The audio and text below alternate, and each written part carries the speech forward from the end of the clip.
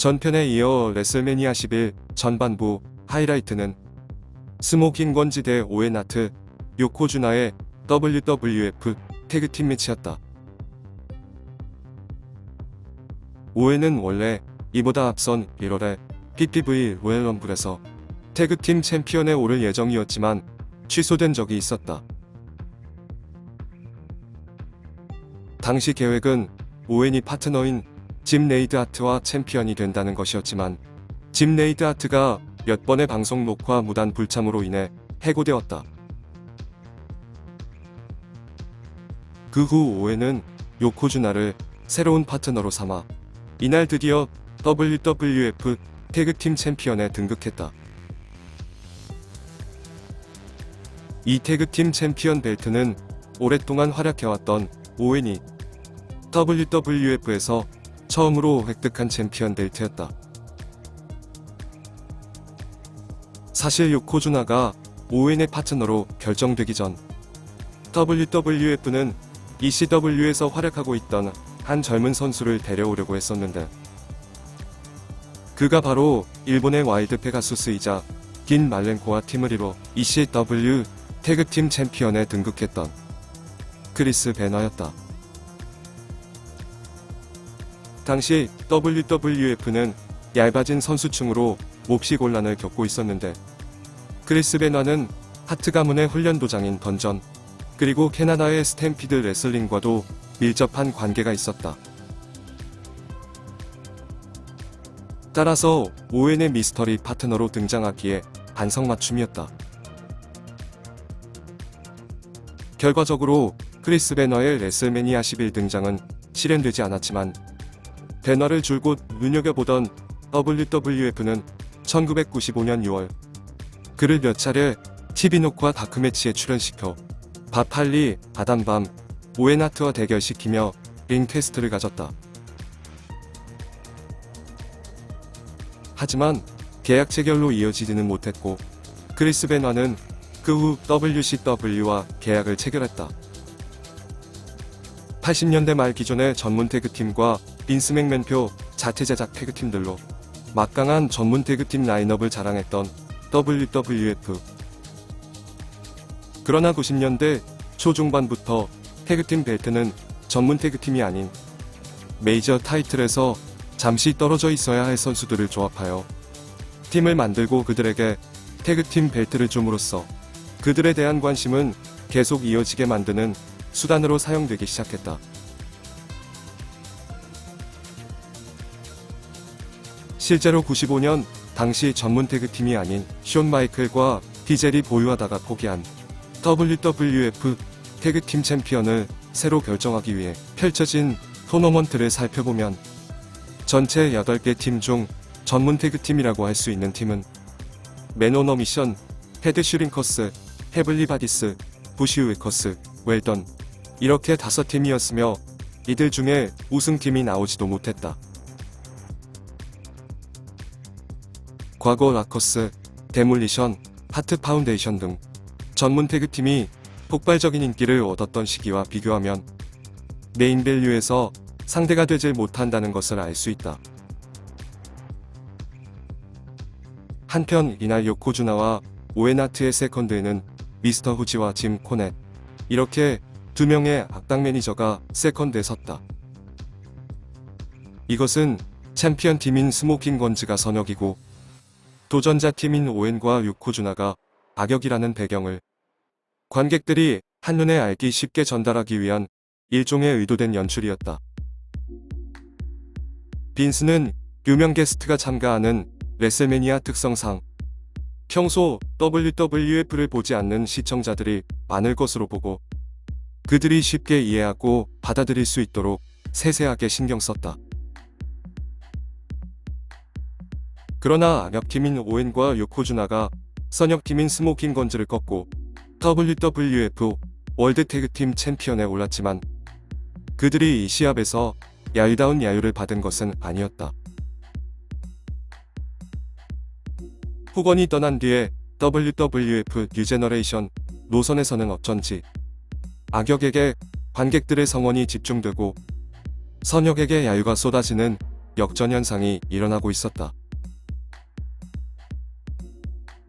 또한 오웬은 아무리 악역다운 행동을 하더라도 어째선지 관객들에게 응원을 받고 마는 악역이기도 했다.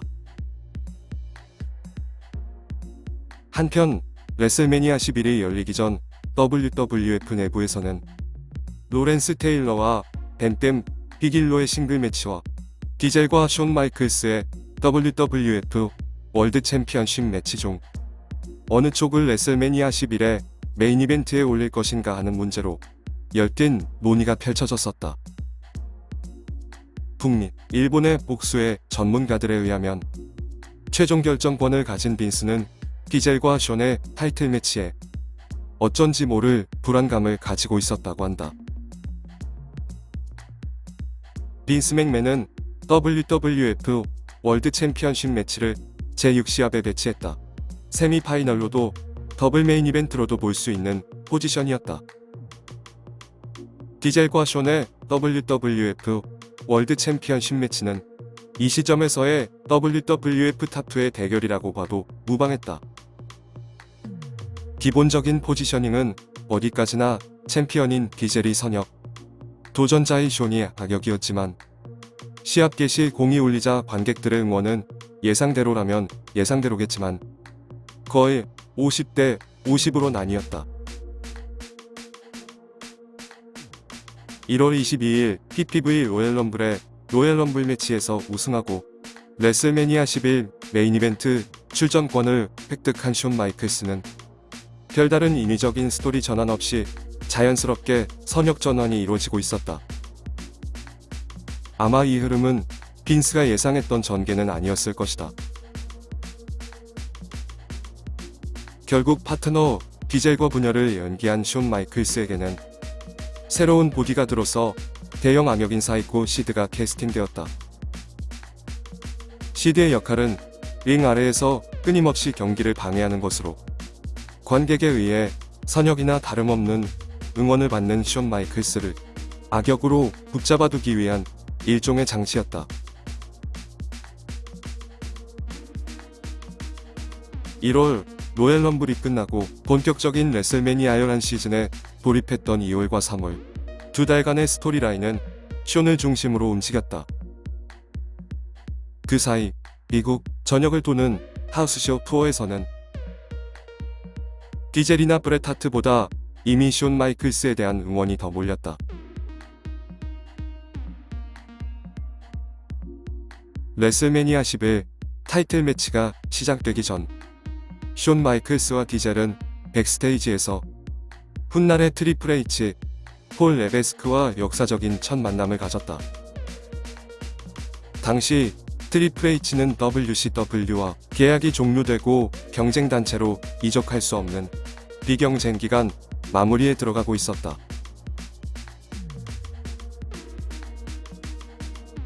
WWF 월드 챔피언 디젤은 이날 여배우라기보다는 화제의 예능인이라는 표현이 좀 더 정확한 파멜라 앤더슨과 함께 등장했다.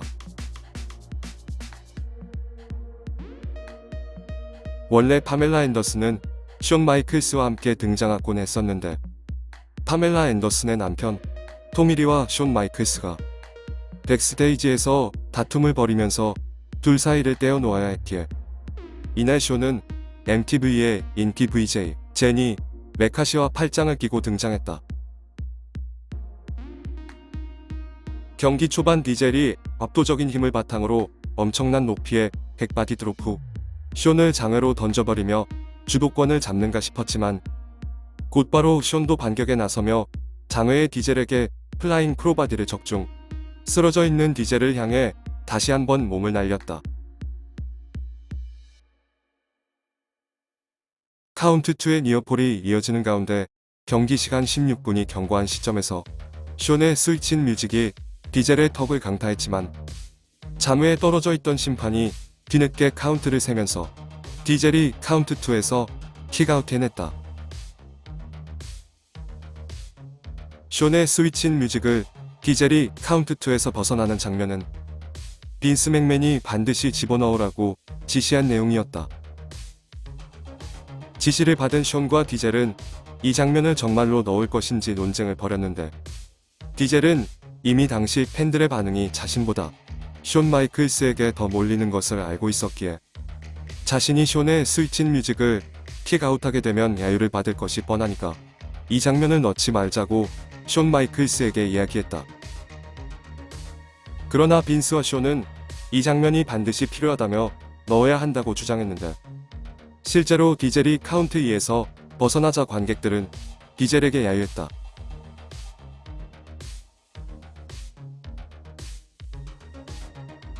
여기에 이어서 시드가 턴버클을 벗겨놓은 곳으로 슬링샷을 날려야 하는데, 디젤은 위치 선정 실패로 숀을 2단 턴버클에 부딪히게 만드는 실수를 하고, 이후 마치 헐크 호건처럼 두 번의 해머링과 빗굿 헐크업을 흉내내는 모습까지 보이면서 객석 반응은 완전히 디젤에게서 등을 돌렸다. 훗날 숀은 빈스 맥맨이 자신의 지시가 틀렸음을 인정했었다고 밝혔다. 헐크 호건 이후 WWF 월드 챔피언 벨트는 마초맨, 릭 플레어, 요코즈나, 브렛 하트, 밥 백런드 등 단기간에 짧은 이동을 반복했고, 디젤은 근 몇 년 만에 처음으로 장기 집권이 계획된 챔피언이었다. 빈스는 그런 디젤이 몇 달 만에 숀 마이클스에게 인기를 역전당하고 역반응이 터져나오는 것에 적잖이 당황했다. 경기 후반에는 디젤이 사이드 슬램과 빅굿에 이은 잭 나이프 파워밤으로 어쩌면 관객들의 기대와 달리 타이틀 방어에 성공했다. 경기 마지막 잭 나이프 파워밤은 평소와 달리 어설픈 모습이 보였는데, 디젤의 주장에 따르면 이는 실수가 아니라 숀이 의도한 장면이었다고 한다. 디젤에 의하면 숀은 디젤이 능숙하지 않게 보이게끔 일부러 기술 접수를 엉망으로 했으며, 디젤을 누르고 자신이 최고의 자리에 올라가기 위한 속임수이자 로비 수단으로 사용했다고 주장했다. 그러나 숀이 그렇게 행동한 것에 대해서 원한을 가지거나 하지는 않는다고도 밝혔다.